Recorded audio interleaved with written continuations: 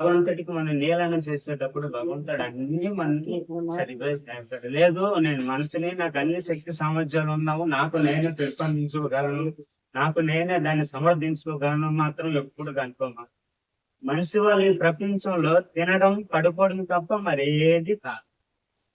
అంత భగవంతుడి యొక్క శక్తి సామర్థ్యాల చేతనే అన్ని ముందుకెళ్తాం. మనకి అహంకారం పెరిగిపోవడం చేత మనం అనుకుంటున్నాం ఏంటంటే మనమే చేసాం, ఇది భగవంతుడు చేయలేదు. బాగా ఆలోచిస్తే నేను చేయలేదు, ఇది భగవంతుడు చేయిస్తున్నాడు.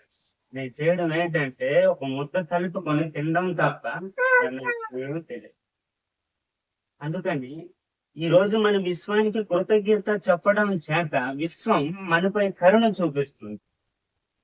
మనం ఏదైతే మనసులో మనకు ఒక కష్టం వచ్చిందా, మనకు ఒక బాధ వచ్చిందా, బాధలు కష్టాలు అన్ని కూడా విశ్వానికి మనము ఒక్క అందరూ దేవుళ్ళే, కానీ ఎవరు తన మనస్సాక్షిని ముందుకు తీసుకుంటూ వెళ్తున్నారని అనేది మనం చెప్పలేము. భగవంతుడి దగ్గరకు వచ్చి భగవంతుడు ధ్యానంలో కూర్చొని పవిత్రమైనటువంటి మనసుతో ఒక 2 నిమిషాలు చింతించండి.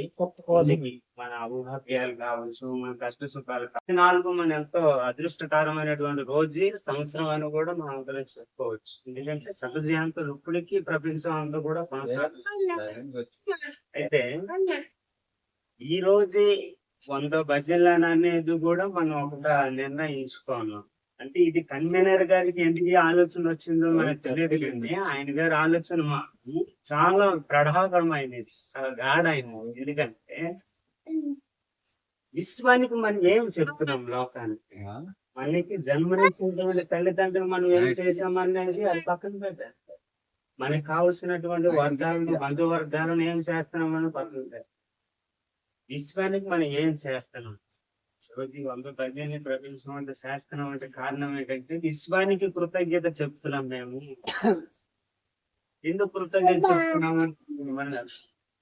ఈ శస్త్ర మహావిద్యాల్లో బాబా చెప్పినటువంటి 2 తల్లి విషయాలు